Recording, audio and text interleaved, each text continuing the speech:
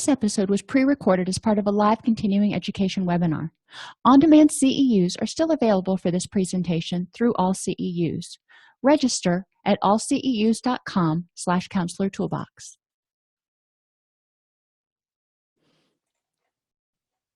I'd like to welcome everybody to today's presentation on mindfulness and relaxation. We're going to really focus mainly on mindfulness today, but we're going to end with a little dabble into relaxation just for the heck of it.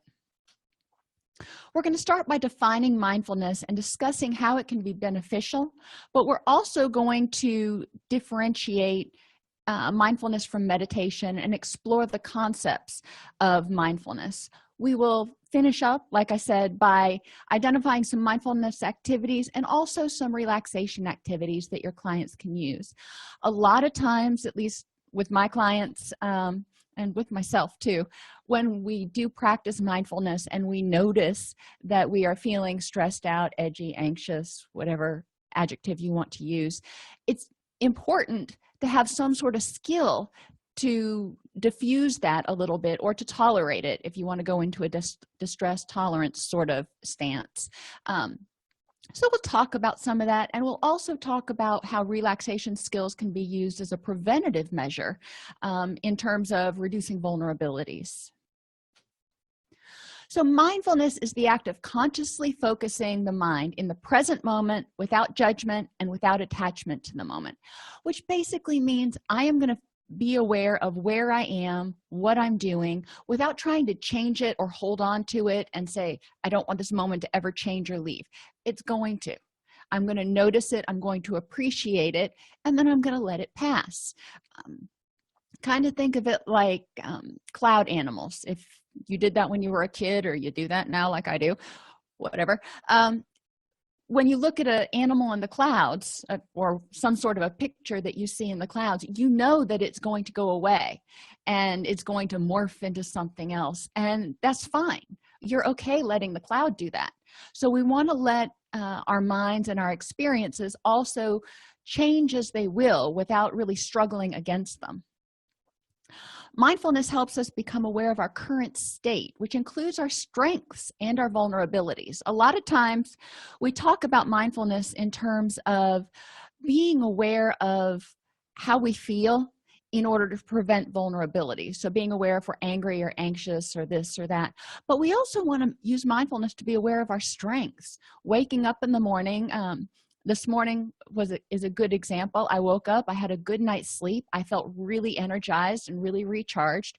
So I was ready to go to the gym, and I was excited about it, as opposed to other mornings I've gotten up and I've just kind of drugged my happy little self to the gym. And happy is probably not the word that would have been appropriate at that time. So we do want to focus on the good stuff too, not just scan to see if anything's out of whack, but we want to know what is going well. What are our strengths today? Do we feel focused? Do we feel energetic? Do we feel creative? Because that also gives a positive spin to mindfulness, so you're not always just looking for the bad stuff. You do want to check in with yourself emotionally. How are you feeling? Just those general feeling words that we use. But mentally, can we concentrate? Are we able to focus on the task at hand? Are we feeling creative? What's our mind doing in terms of handling information and its ability to process stuff? When I start to feel a little bit overwhelmed, or I start getting tired, especially mentally, my focus kind of just goes out the window, and I know that I'm going to have a hard time processing a lot of input all at once. So I prepare for that. But on the days that I'm focused and energized and enthusiastic, it tends to be a lot different. And you can kind of attribute that to higher norepinephrine levels, probably, because norepinephrine is your focus chemical and your excitement chemical, but that's a different lecture. Anyhow, physically, how are you feeling? Do you have any aches or pains that you need to address, or are you feeling strong and in charge and energized? And spiritually, and for different people, they're going to define this different ways. When I talk about spirituality with my clients, I talk about hope, faith, courage, and discipline. Kind of keep it simple, but how are you feeling in terms of having hope that things can get better, faith in yourself, your higher power, the world as it is. And we talk more about things like that instead of focusing on necessarily just their higher power. A lot of people, though, get mindfulness confused with meditation. And when you start talking about, well, let's learn about how to do mindfulness, they start getting real freaked out because they're like, I don't meditate. I'm not going to sit crisscross applesauce and repeat a sound or do whatever, because they're thinking back to different types of meditation that were sort of mainstreamed back in 60s and 70s. But mindfulness doesn't have to include meditation, and there are so many different types of meditation. You don't have to necessarily engage in a particular type of meditation. Mindfulness every day is a way of living with your eyes wide open, looking in the present, not in the past or in the future. And I'll give you an example, and we're going to talk in a few minutes about how mindfulness can help you make the right choice the first time. Got home from the gym this morning, pulled in. I knew that we were going to get our air conditioner replaced today, so the AC guys were going to be there all morning. But I pulled into my normal parking spot. So then when it was time for me to come to work, I go out to move my car, because I wasn't paying attention. I was just off in my own land thinking about class today and what I had to do at the office instead of being present in the moment. So when I came out to go to work, I was blocked in, and I couldn't blame anybody but myself because I wasn't paying attention. I wasn't mindful. So it ended up being an inefficient process. The guys were great about moving their truck when I finally had to go, but being aware and being mindful, being in the present moment, helps you make more efficient, effective choices right now instead of acting on autopilot and maybe ending up thinking later, well, there was a better choice that I could have made. So what is meditation? Meditation is the practice of mindfulness while sitting or standing quietly for a period of time. So that opens up quite a bit of what meditation can be. It doesn't mean that there's any particular school, and there are lots of schools of meditation we're not going to talk about today. But meditation is mindfulness. Mindfulness is not necessarily meditation. So if you choose to meditate, it just means you're taking an opportunity to stop and be still, whether you're standing or sitting. You can be standing and looking at something and meditating on it. But mindfulness itself, which is what we're talking about today, doesn't require meditation.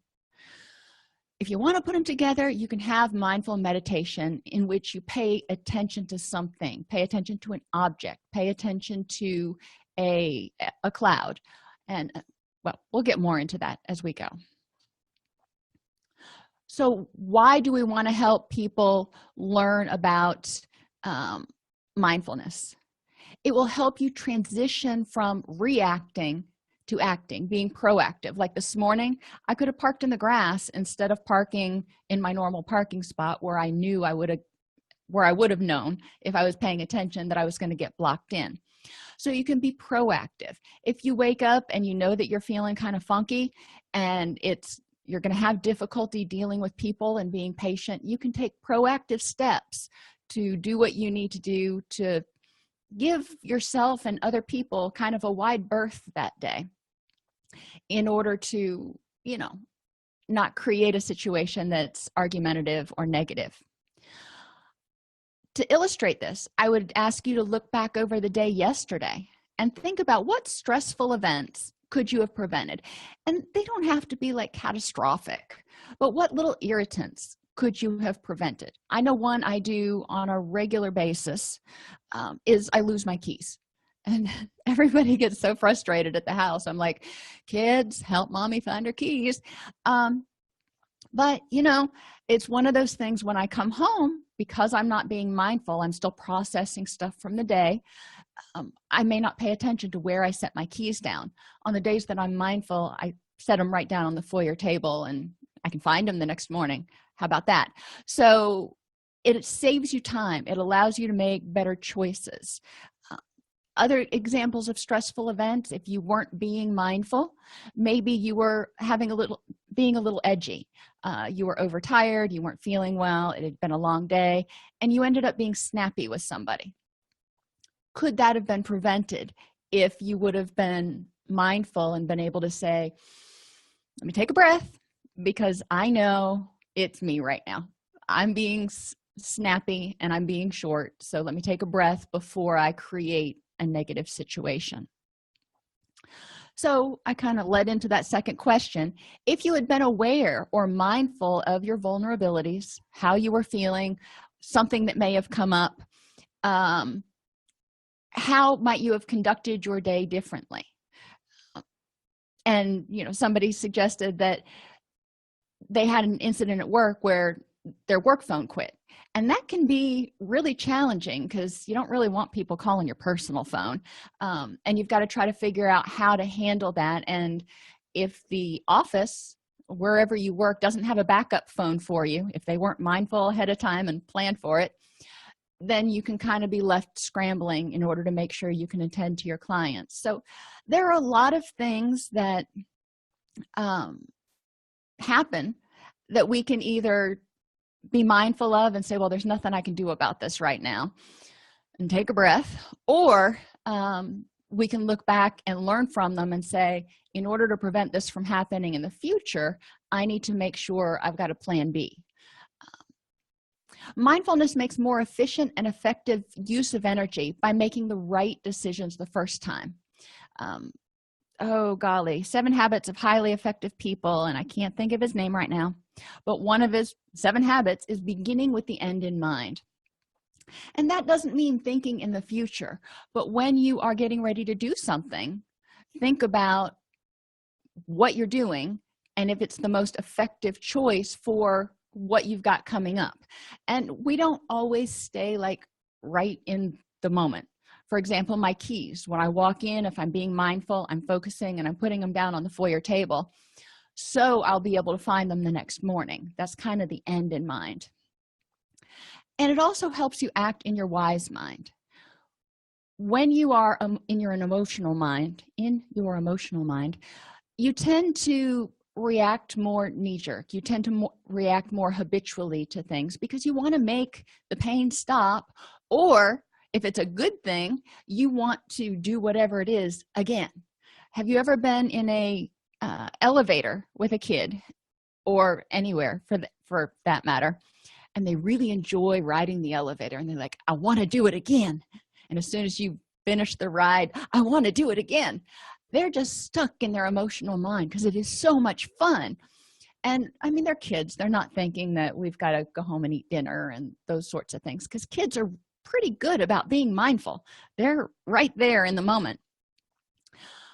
As grown-ups, we don't have that luxury. Even if it's something that's really fun that we want to do in our emotional mind, our logical mind, our rational mind is going to say, yeah, but you've got laundry to do and you've got all this other stuff. Our wise mind synthesizes that. And mindfulness is when you kind of combine the two and go, all right, logically, I know all this stuff has to be done eventually, but doing whatever this activity is right now would really make me happy. So how can I accomplish the two of those things? How can I do what makes me happy and still accomplish what I need to get done? And your wise mind is kind of the mediator between the two. But when you're being mindful, you're in the present moment going, I acknowledge what has to be done and I acknowledge what I want to do. Now I've got to figure out my choice of action. Mindfulness encourages self-awareness and compassion. It encourages us to seek first to understand ourselves and what we're bringing to the mix. Like I said the other day, if we are, well, let's use a positive example today because I'm just obnoxiously happy. If you are obnoxiously happy and you go into a situation and you are smiling and you are talking and you are reaching out to others and you're energetic and you're focused, how does that impact other people? Now, if it's 7:30 in the morning, it might not be so well. They may look at you and be like, later. But you know what you're bringing to the mix, so you can understand a little bit better people's reactions to you. If you're not mindful, you may not be aware of what you're contributing to the situation. In recovery, a lot of times we talk about when you are pointing the finger at somebody else, there's 2 fingers pointing at them but 3 pointing back at you. So mindfulness encourages you to be aware of what these 3 fingers are bringing in terms of not only your attitude but also your perception of the situation. 2 different people can go through the exact same business meeting or counseling session and interpret what happened very, very differently. So first you have to understand what your interpretations were, and then seek to understand what others' interpretations were. That way you can walk that middle path, because the truth is found by synthesizing multiple points of view. So we want to be self-aware, but we want to be compassionate with others and understand that they have their own points of view. It doesn't mean they're wrong. It just means they're different. So let's figure out what truth or reality is at this particular moment. Mindfulness also helps us remember, you know what? It's not always about you. I do a lot of volunteering with animal rescue, and we are in kitten season, and I haven't gotten call number 1. And I noticed that. And I also noticed that, I hadn't seen many messages on my social network from my fellow animal rescue people. And I started thinking, gee, I wonder if I offended somebody. And then I started putting the pieces together, realizing that none of the rescue business boards or groups that I'm in had been very active either.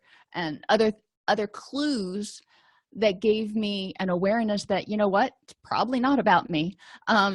But recognizing that, because a lot of us, and I'm guilty of it, will drop back and punt and go, okay, what did I do to create this situation? And taking on everything and taking responsibility for everything is not helpful. But when you're mindful, you can be aware of the other possibilities. In this very moment, why might I not have a house full of kittens? And I love the little critters, but it's okay that I don't have them right now because I've got a lot going on. And then I said it isn't always about you until it is. And there are those times that you may have said something or done something that offended somebody or made somebody angry or created a situation. And being mindful, you can look at it. Maybe you get called to your boss's office and your boss says, I need to see you at 2:00. And you start fretting and wondering what's going to happen, and you're afraid you're going to get in trouble. It could be you're getting a promotion. It could be there's a project that needs to be done. But if you're being mindful, you might think and go, you know what? I haven't been given 100%. I've been late the last 6 days, so it might be about me. So being mindful and aware of your contribution to every situation, and then figuring out where to go from there. Mindfulness reduces inefficiency through planning and prioritizing.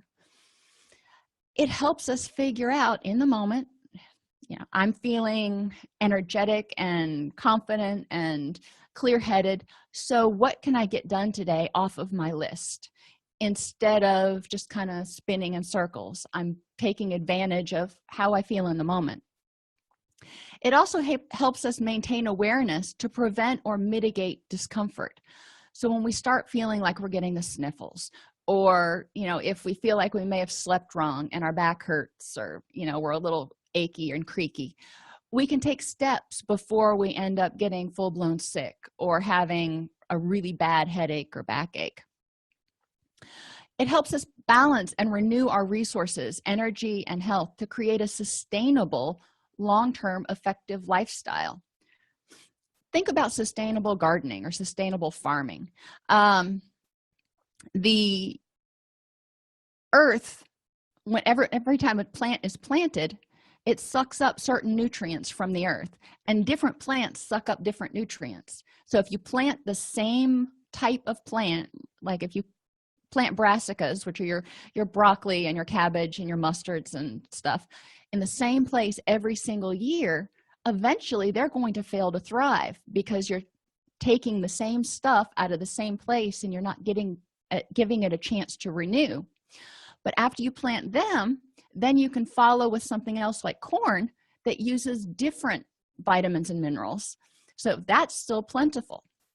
So being mindful is kind of like maintaining our own renewable resources and succession planning, if you will. So asking yourself, what do I need right now? What do I need in order to feel happy, healthy, and keep moving toward whatever my goals are over here? And what options do I have to meet those needs in the present while still moving towards those future goals? I mean, there are options of not doing anything. There are options of doing something completely unrelated and using your energy and going in a backward direction. Or you can choose things that'll help you move in a forward direction. Remembering that goals are not only work goals, so to speak, or emotion goals, but they can also be relationship goals and bucket list goals. So what is it that your destination is? And what options do you have right now to meet your needs that'll help you keep moving toward that destination? Now, one thing we haven't talked about in other videos is the beginner's mind. And I love this concept. Each moment is a new beginning and a new, unique moment in time. If you've ever had one of those days, and I think we all have, and you just go to bed and you're like, you know what? I'm going to go to bed early. I'm going to get up and I'm going to start again tomorrow because I'm done. That's kind of like the beginner's mind, because you're saying tomorrow will be better. But the beginner's mind is even cooler than that, because it says every moment is a new beginning. So if your moment right now was not so pleasant, or if you had struggled getting on with your internet connection or something and it was like, oh, so frustrating, that moment was frustrating. It didn't mean the next moment necessarily had to be. So you had the option. Once you got past and solved whatever that problem was, you have the option of having a new moment and having a new feeling. But remembering that progress is not perfection. So whatever it is, if we're working with clients who have anxiety or depression or addiction, they may have some times where they take a couple steps backwards, and they may, often likely do, feel very frustrated about that. One of the things I want to point out to them is that how much progress they had made, and okay, they took a couple steps back. We're looking for progress, not perfection, because they're learning these new tools right now, and they're not going to have them mastered right away, but they've done really well. So let's get back up on the bicycle or the horse or whatever metaphor you want to use and start again, and encourage them to improve the next moment, not wait till the next day or the next week, but sure, let's do it right now. So I don't want somebody to have a bad day and feel like, oh, well, after I see my therapist 6 days from now, then, I can get back on the right path. No, I want you to be able to stop and look and go, okay, I've got that problem taken care of. How can I improve this next moment and get back on the right path right now? So with that, there are two different types of practices, and opening the mind can be very, very difficult for many people to master, and it can be kind of frustrating. Because we're kind of like this fish that's swimming by, and he's noticing everything, and he's got an open mind, I'm assuming, and then all of a sudden he sees a worm and he latches onto it and he gets hooked and he can't get free. And that's kind of what we're talking about with opening the mind. It's like watching a conveyor belt going by, noticing what's going on, but not shutting off the belt to examine objects more closely. And with the fish, he would just keep swimming and noticing, okay, there's a worm, there's a little fish, there's a big fish, oh crap, there's a shark, and just keep swimming and not really get hung up on any one particular thing that he's noticing. Ideally, we can do this, but in reality, even if you're doing something like watching cloud pictures, you can watch it, but I know myself, I'll get to find one that particularly interests me, and then my mind will go off somewhere about how that reminds me of, if I see a little bear, it'll remind me of Winnie the Pooh, and then I start thinking about all the characters, and that's not where you're supposed to be, because then I've quit noticing and I've quit being open to what's going on in the moment, and I'm off in my own little la land.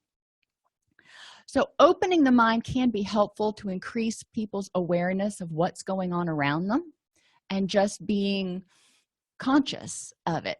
But it's difficult. So if it's really frustrating for people, then we go to focusing the mind, which is much easier. You can focus your attention on internal or external events. So internal events might include thoughts like mantras. If you're having a bad day, you can be saying something to yourself like, I've got this, it's going to get better, or whatever your mantra is, your self-talk, and repeating that. That's one way of focusing the mind. You can also focus on feelings or sensations. So what are you feeling when you're sitting in the chair? When you're outside, one of my favorite things to focus on is feeling the warmth of the sun beating on my skin. Help them find something that they can focus on that will help them take their attention from going 6 different ways till Sunday and hone it in on one thing and kind of help them get grounded and calm down. External events can include objects outside of the self, like a leaf or a painting or a candle.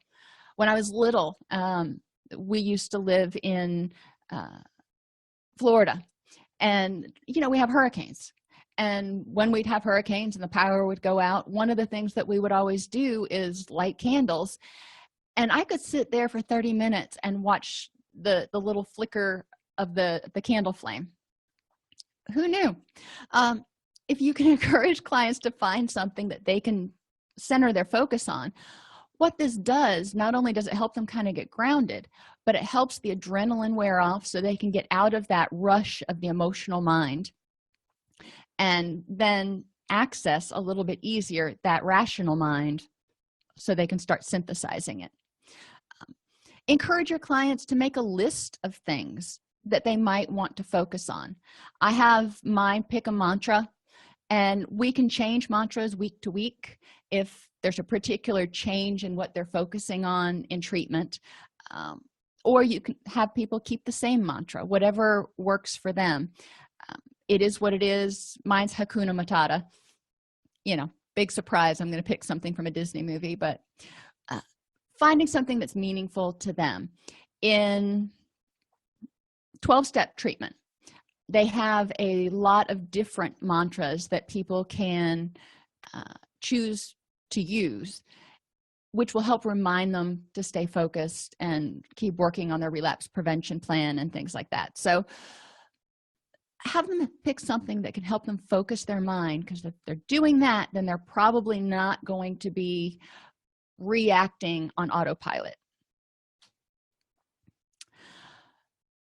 So once you've gotten the open or the focus, then we go to observing or becoming. And I break this up between different sessions with clients because it can get overwhelming when you start talking about all these different dimensions. And with my younger clients, we don't talk about the different dimensions at all. I just present it in a couple different ways so they can explore and figure out what works best for them. How do they feel when they are opening their mind? Does that work? Doesn't it? Then we'll do an activity where they're focusing their mind. How does that work for them? The next session, we'll talk about observing and becoming. Observing is getting distance from your emotional reactions by pulling back and watching, whereas becoming is moving forward and becoming kind of what is, becoming one with the feeling. When I was in graduate school, I had a professor that explained the difference between empathy and sympathy in a way that made sense to me. He said it was like standing at the edge of a well, and sympathy, the person is standing at the edge of the well looking down going, wow, must be pretty cold. I'd hate to be you.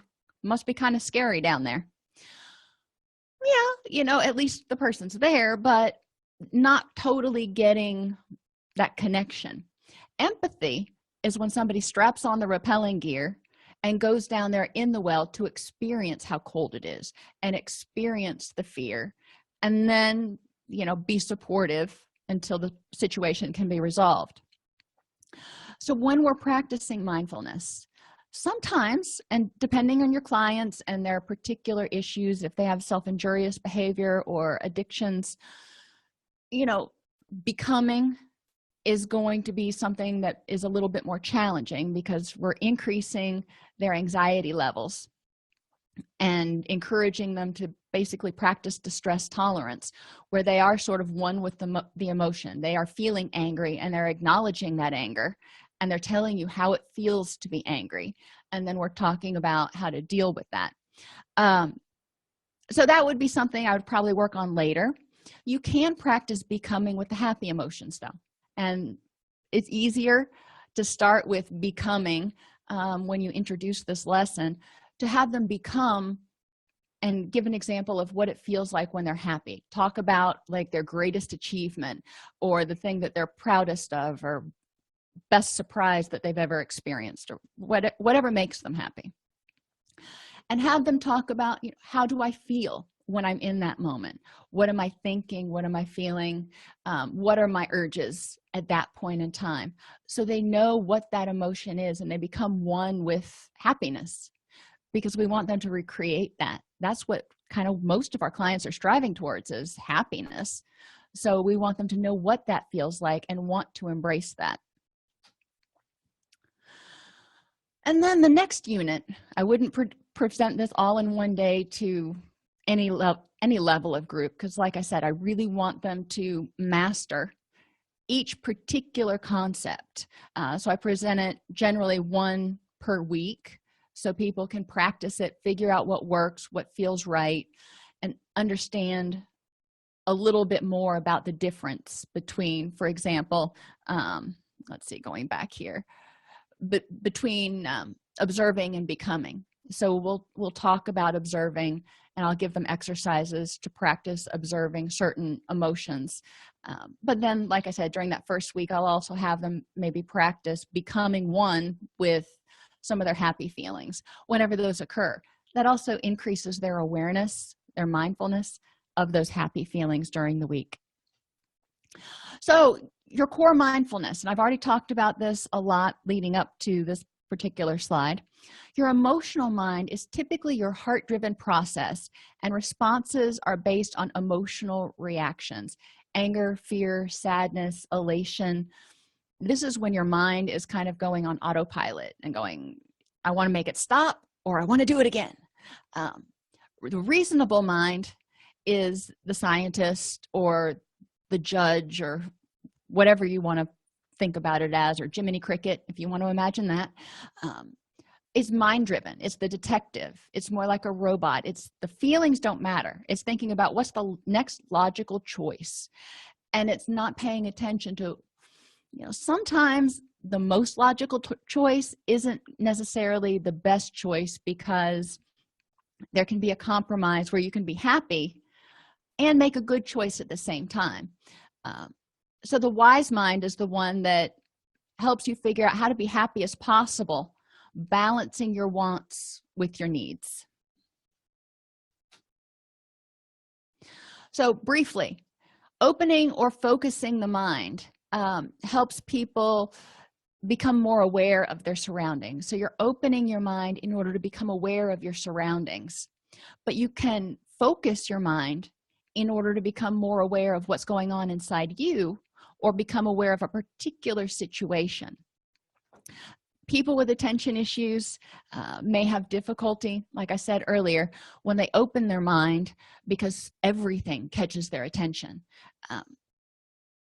I've told you before about one time I was giving a lecture, holding a group for my adolescent unit, and there was a door in the back that had a window, and it went out to where they took the garbage from the kitchen. And beyond that door was this great big oak tree, beautiful oak tree. And I'm sitting there doing group, and it was a psychoed group, it wasn't therapy, and I was talking, and all of a sudden I was like, squirrel. And this was right after the movie Up came out, so they were all like, what? And I'm like, no, really, seriously, that's the biggest squirrel I've ever seen outside on the oak tree. And they all just kind of shook their head. But my staff, as well as most of my clients, knew that, my attention could get drawn really, really easily by extraneous, especially extraneous visual stimuli. So I have to know that when I'm going into a situation, whether I'm teaching or, driving or whatever the case may be. So being aware of your surroundings is important, but it can be frustrating. Focusing the mind helps you stay a little bit more focused on what's going on in that moment with a particular thing. Observing or becoming one with the moment. So while you're observing and opening that mind or focusing it, then you're also observing your reactions, and you're either doing it from afar and sort of narrating it like you're telling a story, or you're becoming one with how you're feeling in that situation and you're really fully experiencing it. As you do this, you're taking all this input and noticing with the reasonable and the emotional mind what's going on in order to make your next decision about, what's the best choice.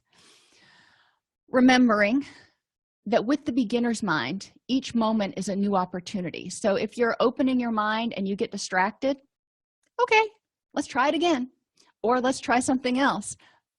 Each moment is a new opportunity to learn a new skill or learn something that's not going to work for you, because you know what?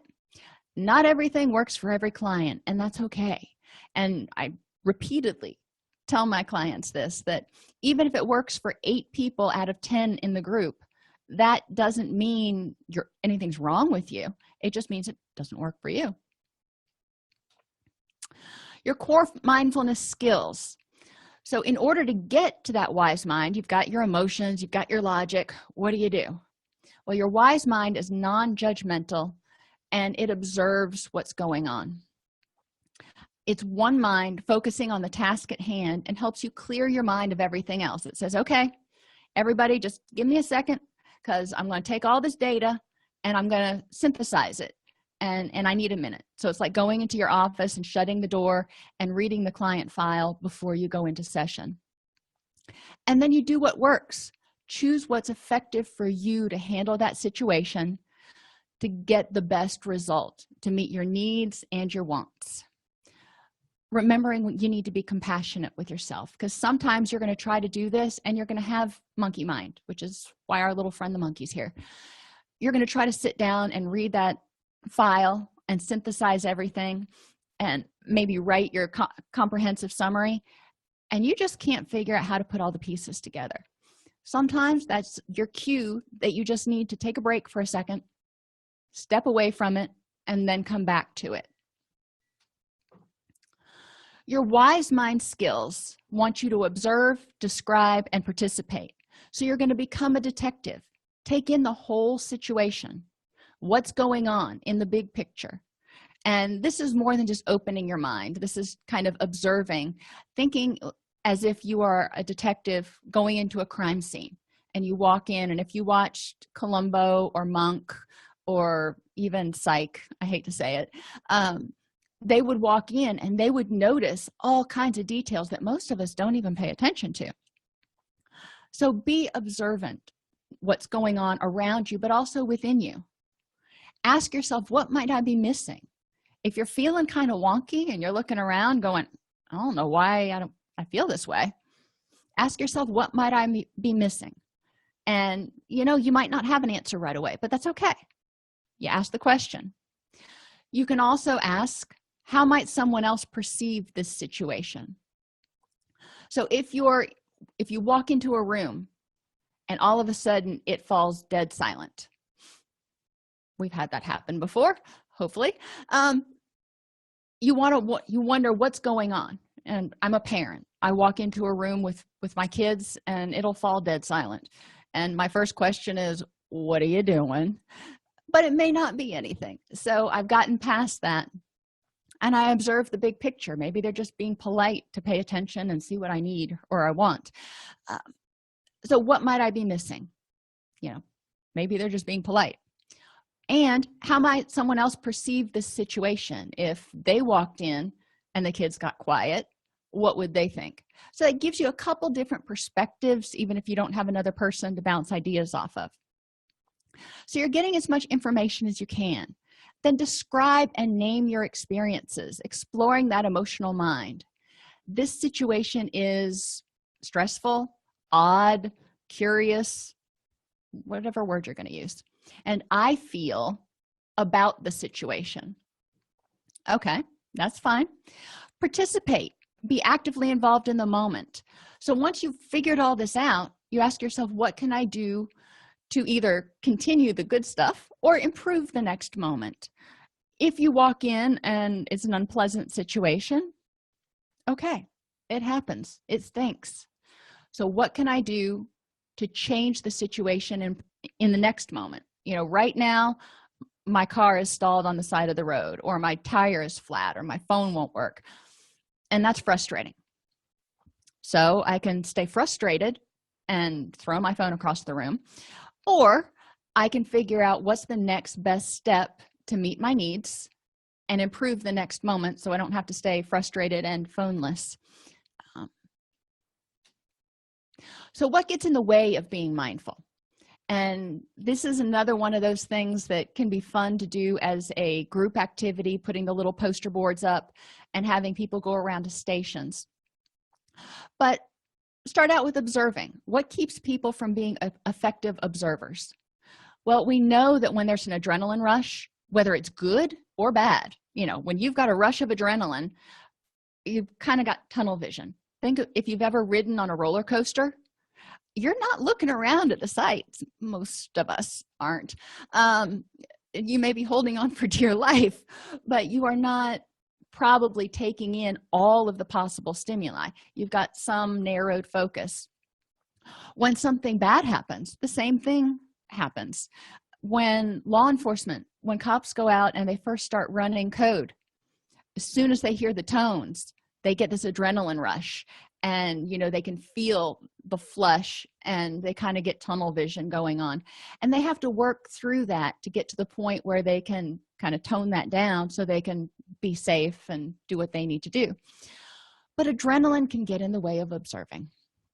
So being aware of that, mindfulness helps us do things we need to do in order to give ourselves time for that adrenaline to bleed off. Fear can get in the way of observing. Sometimes you don't want to see what you saw. So you may be afraid that you're going to get in trouble if you tell something that you saw, or you may be afraid that if you observe something that you don't like and you speak up about it, you might get rejected or ridiculed. So, and that kind of goes down to describing too. But fear of repercussions can get in the way of effectively observing. People who grew up in harsh or unpredictable households often, in new situations especially, will be really stressed out and may not observe as many things as they could. On the other hand, there's the opposite end of the spectrum where there are people who are super hypervigilant and they notice everything. But fear can get in the way of being able to accurately observe not only the good but the bad, or vice versa, in a situation. Describing. If you are on autopilot when you're doing something, driving home after work, and if you're on autopilot, you're not going to notice the birds on the power line or the trash on the side of the road, or maybe even the speed limit change. Oops. You may not even be able to describe your trip from one end to the other. And that lets you know you weren't being mindful. So if you're trying to recount what happened and you're like, I don't really remember, you were on autopilot. Improve the next moment. Try to be more aware the next time you make that drive. And some of our clients don't have the words. They just are alexithymic. They don't know how to use feeling words. They don't want to use feeling words. So help them figure out different ways to express themselves. With children, you can have them color or do art therapy. With other people, they may express themselves in terms of reactions. Listen for how they express their emotions and try to mirror those words to them. And participating. So you get all the information, then you've got to make the next right choice for you. But if you don't know your destination, how do you know what that next right choice is? So you need to know your destination, which is one of the reasons that when we do treatment planning, we set goals. You know, where are you going? How will you know when you've achieved this goal? People may not participate, stand up and notice something because they fear rejection or they fear being wrong. So all of those things can get in the way of being mindful. Sometimes they just don't want to see it because they don't want to have to say something and then deal with all the fallout from it.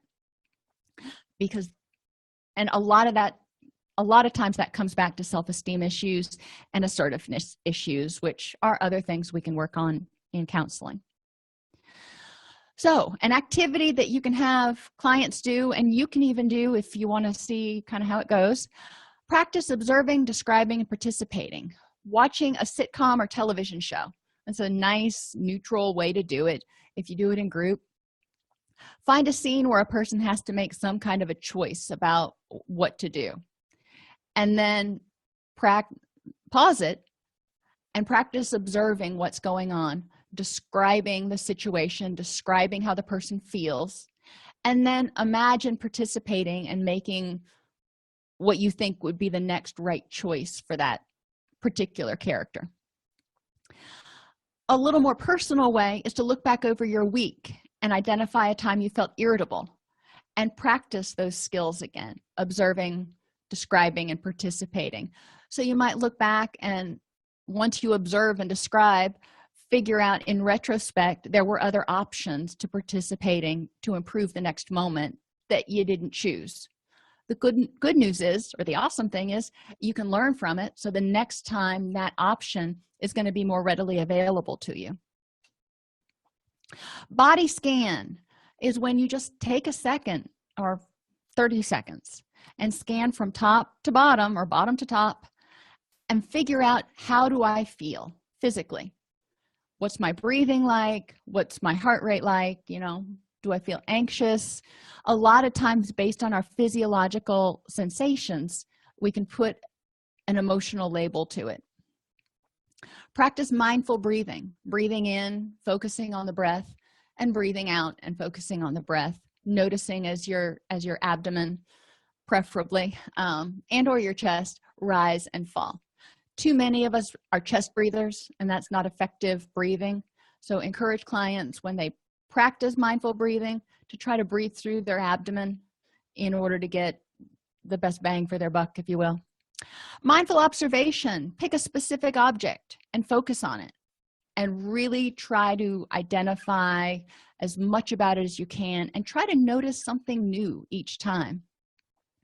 You can also practice environmental awareness, which is, again, opening your mind, going and sitting in a park or sitting in a cafeteria or the mall, people watching, and just keeping your mind open and being aware of everybody that passes. Mindful appreciation. Notice 5 things in your day that usually go unappreciated. I love this one. And it can be something for someone who's struggling to see the light at the end of the tunnel. Identifying some of these positive things that happen, like somebody held a door for them, or somebody let them in traffic. That's a huge one in a lot of places. I know when I was in DC, people didn't want to let you in traffic. So it was a big deal when they did. But a lot of times you just kind of take that for granted. So noticing things that go unappreciated, or maybe the bumblebee, I love bumblebees, that are on the flowers.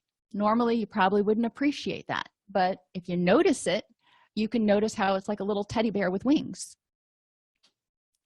4 + 4, 4 senses plus 4 stimuli. So identify 4 things you see, 4 things you hear, 4 things you feel, and 4 things you smell. 4 things you smell can be kind of hard unless you're like in a food court. Tactile mindfulness. I don't like the pinching one, but you can be aware of sensations if you pinch yourself. I prefer the ice cube, less harmful. Holding the ice cube, what does it feel like? This is an interesting one to notice how people deal with distress too. What happens when it starts to hurt, and what do they want to do? And this is a way to help them figure out what their knee-jerk reactions or their automatic reactions are to when they start to feel angry and distressed. The I and you exercise. Pay attention to how often you use the word I in a sentence. I feel, I am, I will, I. It's all about me, me, me. And also, concurrently, pay attention to how often you use the word you. A lot of times, we use it in a blaming, directing, or accusatory fashion. You need to, or you shouldn't have, instead of using it in an inquiring or compassionate fashion. Like, how do you feel about that? Just noticing how you use your words and being mindful of how you interact with others with those two simple prepositions. Cause and effect. Play out the story for everything that you do for a given period of time. So start with the beginning of the day is one anchor point. I got out of bed because, well, my alarm went off and I knew I had to get to the gym, and keep going through it. The effect of my getting out of bed, how did I feel about that? And what was the next thing that I did? This can help people identify, and when you get to backwards chaining, it can also help them identify links in their chain where things might have started to go awry and they started to get a little cranky or irritable or stressed out. Devil's advocate. Act as if you believe the opposite of what you believe, and make a note of how you feel and the new perspectives you gain. So really argue it like you're in a debate. Even if you don't believe it going into the debate, become one with it and believe it. And then when you get finished, now you've got two different realities or two different truths that you can try to synthesize to walk that middle path. But I said we do need some relaxation skills, because it's helpful to relax just to prevent distress. Emotionally, increase the pleasant cues in your environment. And we can do this in our offices. You can do it even if you can't do it in your entire house because you live with other people. Have a corner or a space that you can go that is your retreat. What sounds do you like to hear? And it may be sounds from a electronic, birds, music. There are all kinds of YouTube videos that are like 8 hours long that are babbling brooks and different sounds that you can play if you want to hear that in the background. What sights, pictures, colors, what do you want to see when you walk into a room? What makes you happy? What's cheerful to you versus what's overwhelming or depressing? And some of that can also go into organization and safety. Feng shui, you can look into that a little bit, but some of the things are you don't want to have your back to the door or to a window, because your mind knows that potentially someone could approach through either one of those, and it tends to add a little bit more stress. What temperature do you prefer? And what texture do you prefer? If you've ever worn an itchy wool sweater, you'll know kind of what I'm talking about here. So what can you do to increase the pleasant cues in your environment? My daughter and I, when we go shopping, one day we were doing our normal and we were going through the linen section, and there was this fluffy pillow, and we both ran our hands through it, and she's like, why do we have to pet every pillow we see? I'm like, I don't know, but it's so soft. Make your environment pleasant. And smell's a big one because it's a memory trigger, but you can also just increase energy and all that kind of stuff with different aromas. And you can look into aromatherapy for that, and you can also try just simple things like opening a window, because sometimes just cool, crisp air will improve the mood and improve the feel of the environment. Cognitively, encourage people to take 5 minutes, not to think, to just be, to sit still. And yes, this is meditation. So not everybody's going to go for it, but you can throw it out there. Guided imagery, going to their favorite place in their mind, but using every single sense they can. What do they see, hear, feel, really getting into the scene. Reading something enjoyable, non-stressful, or learning a new hobby. It takes a fair amount of energy, but it can distract you from other things. Like when I go out gardening, it takes out a lot of energy, but I'm not thinking about anything else when I'm out there except for the weeds that are mocking me and growing between my strawberries. Physically, relieve pain and muscular imbalances and regulate blood flow with stretching and massage. You can try hot tubs. Most people like them. Progressive muscular relaxation. There are lots of pre-recorded scripts online. Just type it in and you can get a pre-recorded script for progressive muscular relaxation and breath work.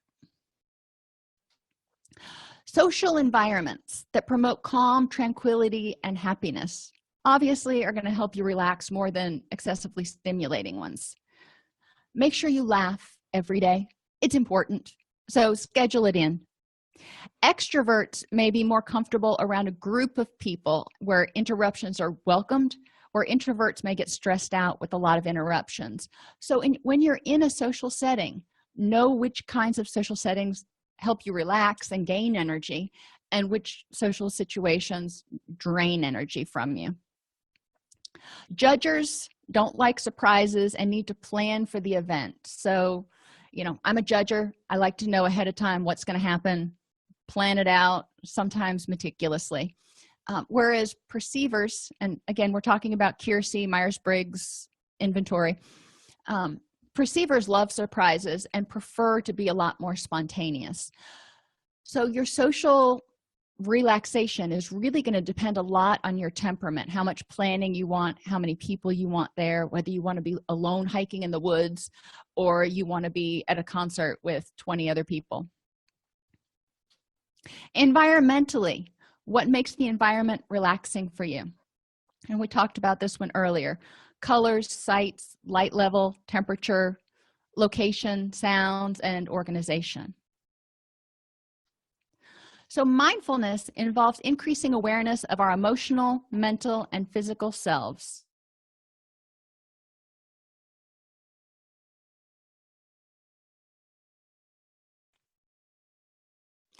It also helps us develop an understanding of external stimuli that influence us. So we become more aware of the lights that are bothering us or the things that make us happy in our environment. Relaxation is a technique used to restore equilibrium after a period of stress and also to help us just maintain equilibrium so we're prepared for stress.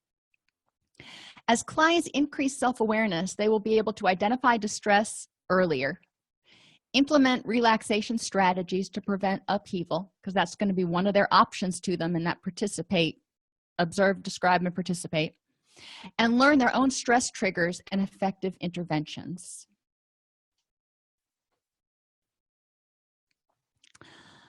Are there any questions?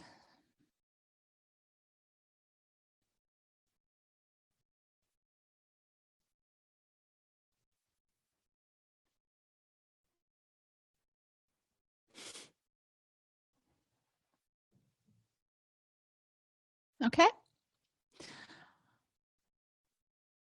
Well, everybody have an absolutely amazing weekend, and I hope you get to enjoy some of the weather. Hopefully it's good weather for you, and enjoy your Easter weekend if you have anything wonderful planned. If you enjoy this podcast, please like and subscribe either in your podcast player or on YouTube. You can attend and participate in our live webinars with Dr. Snipes by subscribing at allceus.com/counselor toolbox. This episode has been brought to you in part by allceus.com, providing 24/7 multimedia continuing education and pre-certification training to counselors, therapists, and nurses since 2006. Use coupon code Counselor Toolbox to get a 20% discount off your order this month.